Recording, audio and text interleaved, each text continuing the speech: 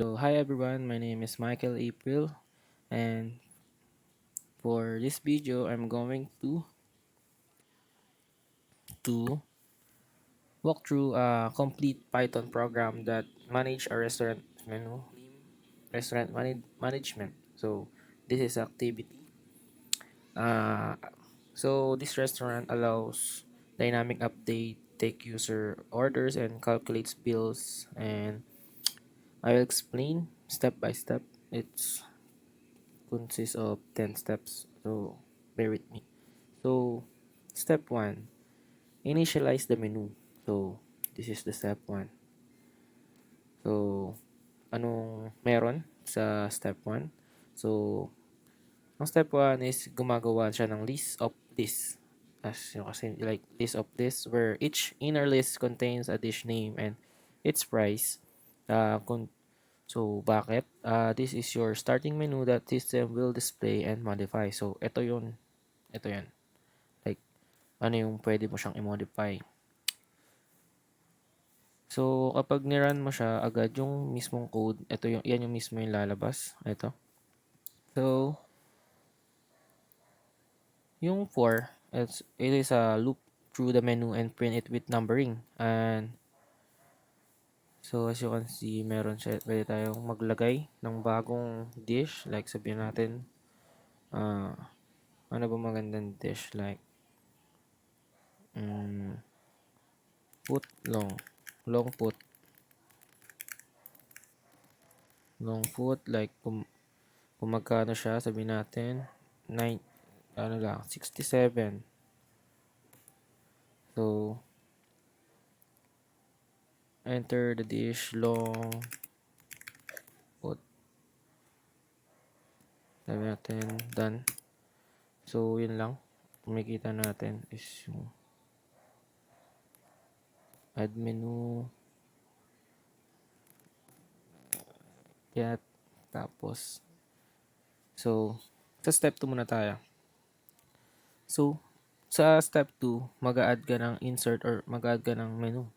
Sabi natin ito. So, for the step 2, add pizza and insert soup of the day at position 2. So, as you can see there.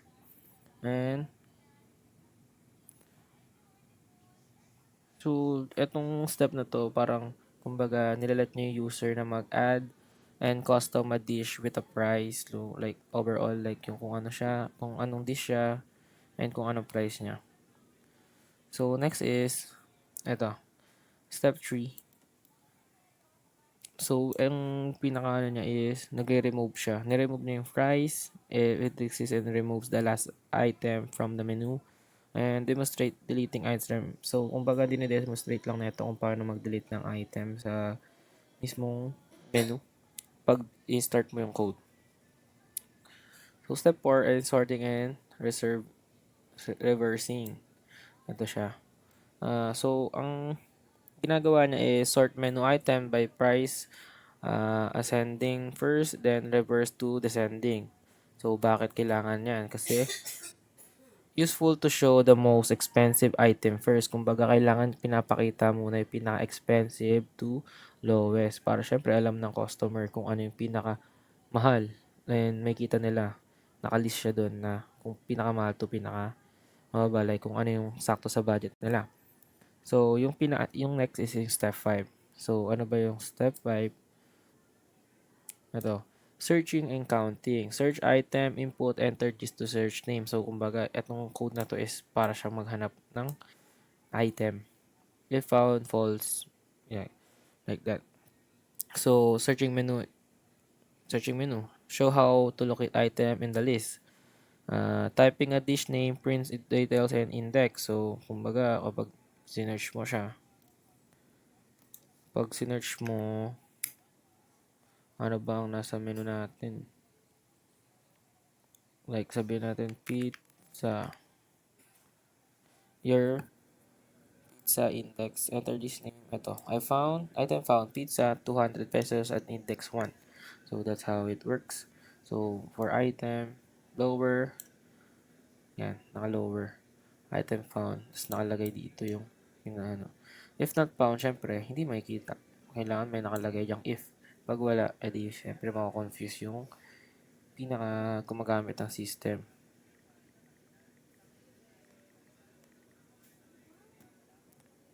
So, ito pa, yung count above 100, sum added for item if menu, if item 100. So, this is a vibe prob 100. So, kaya index 1 siya.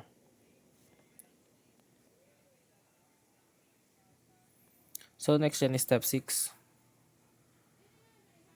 Ang step 6 is usually dessert lang siya. Kung ano yung combine with other menu. Like, add dessert 2 items to the existing menu, demonstrate merging 2 lines or list of efficiently. The menu now contains appetizer, main course, and desserts. Kapag nag-run, like this, after, ito siya, menu. Print after merging dessert for I, so ginamit yung item and enumerate menu 1, print F, yan, so on and so forth. So, next step is the event. Ano nga ba ang 7? So, continuously ask the customer to enter a dish until they're done. So, kumbaga, kukulitin niya si customer.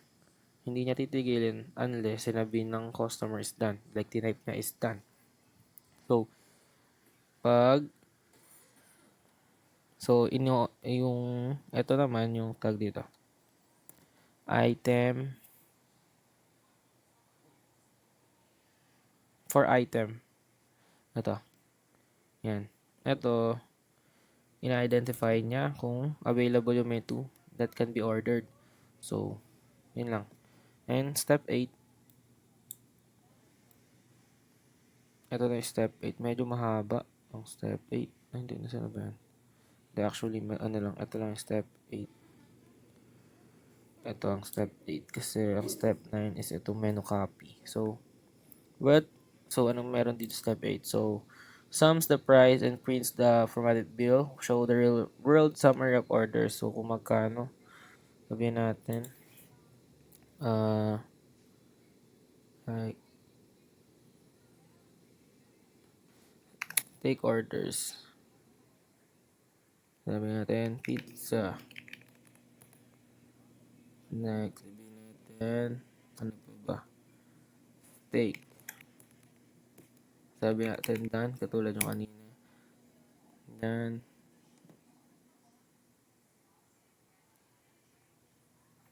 The total, ayun total word this order is 550. So, yan yung ano niya. Yung pinaka-bill. Then next is yung 9.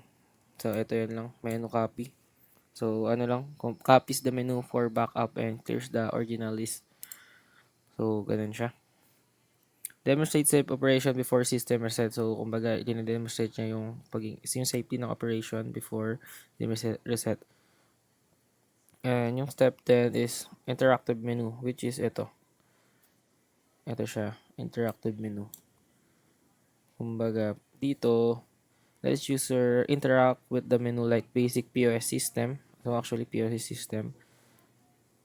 And when run, you can repeatedly add, remove, sort, search, and order items without restarting the program. Like, sabihin natin, like, pag nag-enter siya ng number 1, may na dito agad yung view menu. Then, after nyan, maglalabas ulit yung menu option. I know, masyado siyang masakit sa ulo kasi nga, syempre, kailangan constantly nakalagay siya lagi. Kumbaga, kapag pumipili tayo ng number, after nyan, is lalabas siya ulit.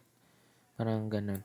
Pero, it's a great practice na din, as I said in the last video na here is like para siyang backbone ng magiging POS system kapag gagawa ka ng POS system using Python. So, that's it. This user restaurant management. I know it's not perfect, but you can use it as a starting and you can modify it. And syempre, simple Python, you can easily modify this. So that's it for this video. I hope you learned something and goodbye.